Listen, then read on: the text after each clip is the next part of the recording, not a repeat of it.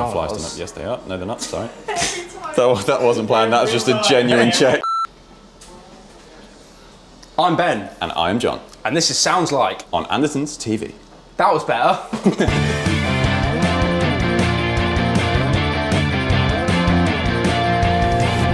We are feeling disturbed, aren't we? We are very much. Man, that's who we're going to be sounding like today. So, late 90s, early 2000s? Yeah, somewhere around there. They probably started in garages in the 90s and then came onto the scene in the 2000s. Yeah. But yeah, they've been around for a while. 25 odd years now, which is crazy. I don't like them being a dad rock band. And they're the best cover band ever. Yeah, they do have some absolutely banging covers. So, you are going to be John Moyer. Yeah, so John is not going to be John, I'm going to be John today. Yeah. So I'm going to be handling all the low-end rumble, and you're going to be... Dan Donegan. Dan Jonigan, that's Double me. D. In terms of guitar tone, it's quite a simple one. Yeah. On paper anyway, like Disturbed, obviously new metal, not new metal, but like they're not very intense progressive metal. No, they're not old school kind of Metallica metal. They're in that weird middle thing in kind of new metal territory, but it's kind of Bogner / Egnator. I was going to say Exy then. Yeah, they're kind of like the Lidl and Aldi kind of slightly one family, but not the same family of amp brands. Aldi is better though. Put in the comments. With Schecter. Basically, all the time I use Schecter, so yeah. I've got a pretty clean vision of what I'm going to go for.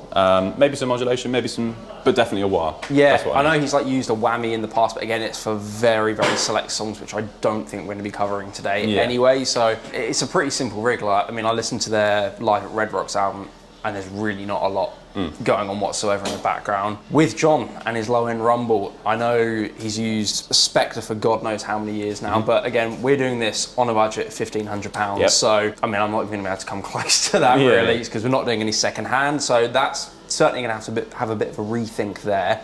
And in terms of amps, he's used Hartley for God knows how long as well. Right. And again, Andertons don't stock them. Again, we'll find a way. We'll definitely find a way. I know, again, he's used a couple of other little bits in there like dark glass, so it's the pretty stereotypical option now, so I'll have a look, see if I can get away from that. Yep. And again, on his Spectres he's used EMG, so we need something with active pickups really, particularly as it is one guitar, one bass, it's got to fill out that sound. Should we start with you? Let's have a look. Okay. Let's have a look. So currently, we're not in the Schecter area at all. I'm going for something relatively modern, but the thing about Dan Donegan is that he's kind of quirky with his guitars. He's not like a pointy metal guy. He's more of an old school yet modern type of guy. So, this could be very potentially Reverend. I know we use Reverend in this. That's a good shout. This is very Dan Donegan in the sense that it's offset. I know that's not, it doesn't need to be the same sort of similar shape, but kind of quirky is what we're going for. P90s aren't going to be the vibe. They need to be a bit more aggressive than that, really. Don't necessarily need a trem. There probably is some trem stuff on some Disturbed catalogue. Yeah, I think most of what he plays is hardtail. Should we see if there is anything in Schecter land? I know that... Let's go to the homeland. Schecter are great at actually merging that old school with the kind of new metal hardware thing, but And their own brand pickups are great anyway. Yeah, they are. Yeah. They're going to be really great, but just a bit out of budget. I think I might kind of split it, maybe roughly down the middle, amp and guitar. Yeah. But I think leaning towards guitar, thinking about some of the things I've got to play. Yeah. I'd rather go for playability over sound, maybe. Yamaha. It's an interesting one. You don't really see them used a lot for this kind of stuff. Often slept on, Yamaha guitars. Yeah, so we've got some pro stuff. Is that one of the standard ones? I think it is. One of the Rev Stars. Again, it is in that vibe of the shape that it uses. Push pull if I need it. 2 humbuckers. That's and a hardtail. Yeah, I think that's the main thing. And a nice fat neck on it. And I can drop it really easily, which is important. And it's kind of in the Dan Donegan vibe, right? It's gives you a bigger body. It's got a lot. Actually, I think Dan Donegan has a pinstripe on his guitar. He does that? Yeah, he actually does. I think it's got a white one, blue pinstripes on it as well. And what we're saying here, we're saying 685. So that's well within what we're thinking, the halfway point there. I'm going to go with it, I think it's worth taking a punt. It's something Rev a little bit. Yeah, let's do it. That is the guitar sorted. So amp-wise, yeah, I'm thinking. Again, we used to stock Egnator, but that was back in day. Yeah. If you think about something like a Bogner, it's really a British voiced amplifier with an American twist on it. It all stems from that sort of Marshall thing. So we're going to need something that's along those lines and does sound pretty heavy. Might have to go digital. Might have to do it. Maybe not. The comments are going to hate us again. Well, sorry. This is worse than Nickelback. Guilty again. Obviously, Black Star have got HT20. They've also got the Amp series. So obviously they did 1 and 2, and then they brought the Amp 3 out, which is they're essentially like jack of all, but it can go clean, middle of the road to ultra high gain. These things are built incredibly well as well. It's like an absolute unit. Like if I was to throw this all the way over there, it would survive, I think. Critically, what it has got, it's got different power amp response, so you can select between 6L6, EL34 and 84, so lots of flexibility. And it's got a boost. Built-in boost as well, so that eliminates the need for any sort of overdrive. And built-in reverb as well. And what are we saying price-wise on these? 449. Okay, so that takes me to, is that just this? You're not saying the cab? So no, that's without a cab. So again, you've got a choice with this. You can either run it front of house, or you can run it into a cab of some sort as well. So I would like some volume for this, I think. Hang on, let me think about cabinets. Again, I think budget-wise is only going to permit some sort of 112. The best budget 112, one of the best really, is the orange PVC, but there is a Black Star 112. Is there a Black Star 112? Yeah, I mean, it's quite big for a 112, so it's got a decent amount of depth on it, so you're actually going to get some resonance out of it. And I think 249 is definitely in budget. So yeah, 449. That gives you plenty to play with. It still gives you like 100 pounds to play with. So. And I'm thinking about maybe a few pedals. I think the wire's definitely got to happen. So, and it's a nice black rig, isn't it? It looks metal, and that's what's important. Okay, so then just pedals. So I need wah, definitely needs to happen. Yeah. I've got reverb, that's a nice luxury on the amp. I think Dan Donegan uses a Morley, I want to say, but any wah will do. I'm not going to be fussy about the sweep of it. I think the Vox one's going to be out of budget. Yeah, it will be. I think you just can't go wrong with the standard Crybaby. Yeah, that's just Crybaby. Yeah. Yeah, that pretty much takes us up to... lack of mental math. 1482. Perfectly good. So that's enough for thicker strings to drop tune. Yes, yeah. That's the important thing. What are these? These are nines. We're going to need, because they're, we're going to need a little stanky. So, are we signing off on? I'm sound with that. I Double think D? I'm good with that, yeah. Cool. Dan Donegan. In which case, it is Mr. Moyer time. So, like I said before, John Moyer's used Spectre with EMGs for years.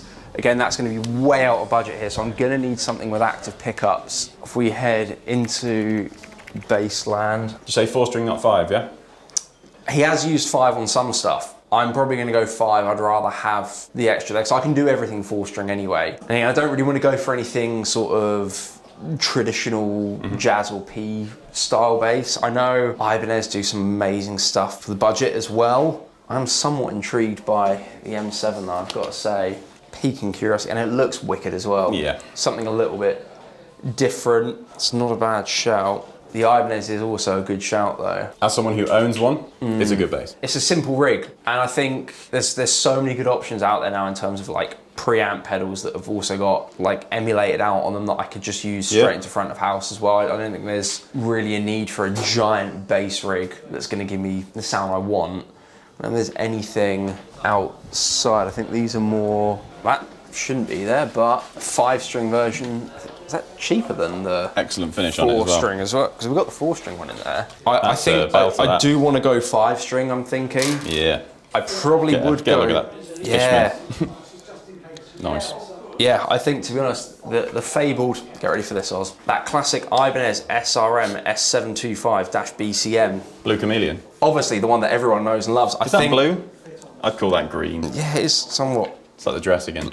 Bluey green. Sold on this, so that gives me pretty much £450 to get something that's going to give me an amp. Yeah. Amper rigs. I think for £450, the safest bet. And I think we did this with the Biscuit video as well, where we went, I think we used one of the Ashdown pedals, didn't we? Yeah. I think the safest bet is going to go over here. Look at some preampy pedals that have got some emulated out on them. So, I think Dark Glass Microtubes Ultra, Cab Sim and DI out as well, and I think that's going to fall within budget as well. It's going to give me everything I need. It's got a little bit of compression in it as well. EQ's very handy. Yeah. DI out, Cab Sim. Yeah, to be honest with you, I think I'm just going to call it a day and settle on the Dark Glass. I think that's going to give me everything I need. And what you want cash-wise there? So that is 369. So that is about 100 odd quid, something like that. Yeah. And to be honest with you, I don't think there's going to be a lot else. It's got compression built in anyway, so that eliminates the need for that, which is one thing I probably would have gone for as well. And again, you could use something like the Spectra Comp from TC that's pretty affordable. I think that would have fallen within budget as well, but I'm settled on my rig. I'm settled on mine. I think it's time we head back to the video room, see how it sounds.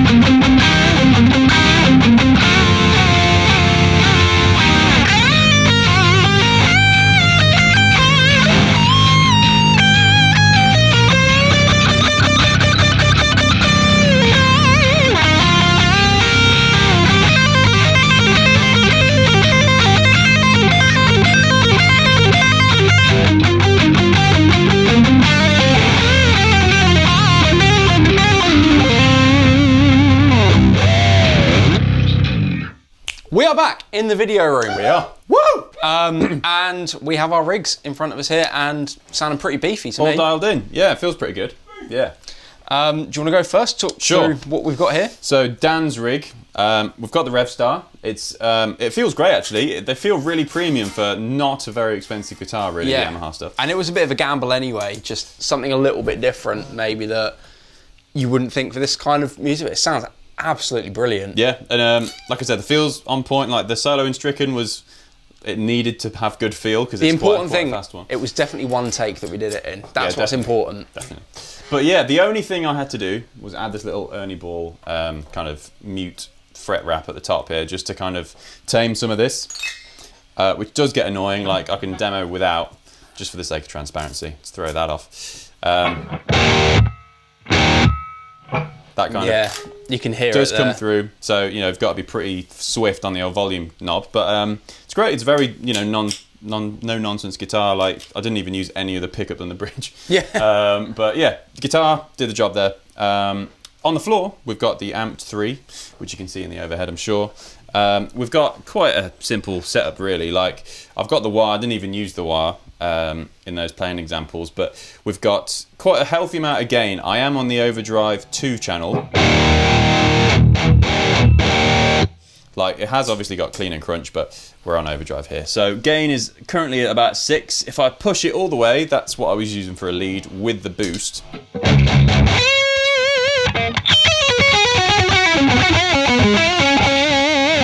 Are you on the right pickup selector for that? No, I'm not. And again.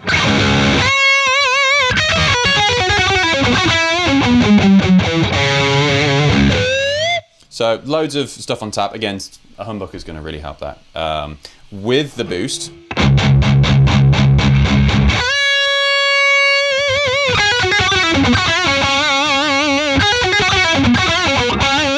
it's a very subtle thing. It's probably more of a feel thing, to be honest. Yeah. But you could choose to have the boost pre or post. I chose pre just to give it a bit more kind of push in the amp and just make it easier to play. Like in post, here's how that would sound.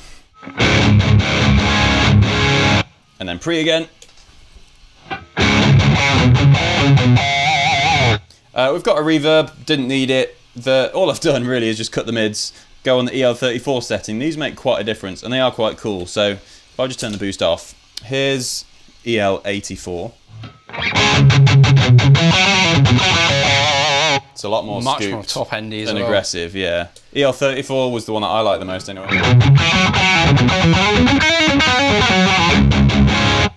Kind of had a nice feels the most organic. I mean, he's probably got 34s in the Bogners as well, to be fair. And then 6L6. Like, not bad. None of them are bad. It's just I like mid-range. So, went for the mids on that. Overdrive 1 and 2 on 20 watts. Like, it has loads of poke. This, like, if I went in 100 watts, you can already hear it get a bit more lively just from the hiss. But that's one thing I'd add is a gate. Yeah, just get rid of that. Definitely. That's the only thing. On the floor, obviously, I said I had a wah. We've got the Crybaby for this. And Dan uses it kind of like an effect. He kind of uses it as a filter. He does use it as a wah, you know, doing the thing. But I like it when he kind of... He uses it almost like a filter in an automation thing, which I find really cool. And that nailed it. But again, don't really... And that's all for, you know, under 1,500 quid. This is great. It has a nice amount of low end. Actually sounds pretty decent. I always find it a little bit difficult when you've got cabs that necessarily don't have your usual branded speakers that you'd expect in them. But it holds up massively for a 112. It does, like particularly in the room here, it sounds absolutely massive. It's got a great amount of resonance and depth to it as well. Yeah. Yeah, I think it's actually a pretty good rig, to be fair. Yeah.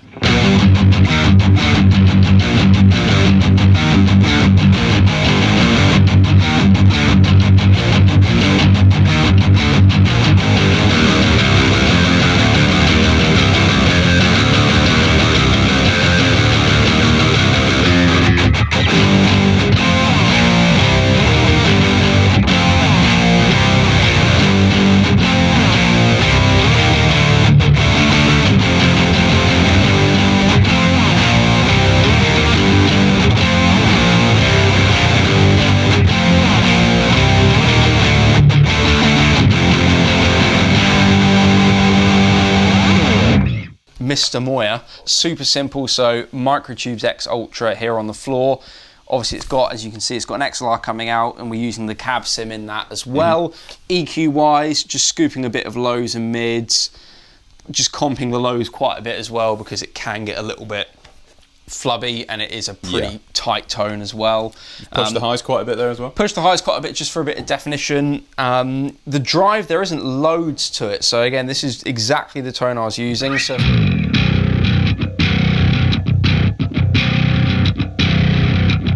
just a really thick sound, which is quite nice. Sounds really nice. EQ on the bass as well. To be honest with you, everything is pretty much flat. Like, there's not a lot going off. I've scooped the mids ever so slightly and pushed the highs on it, but other than that, it is a really stripped back sound, which is quite nice. So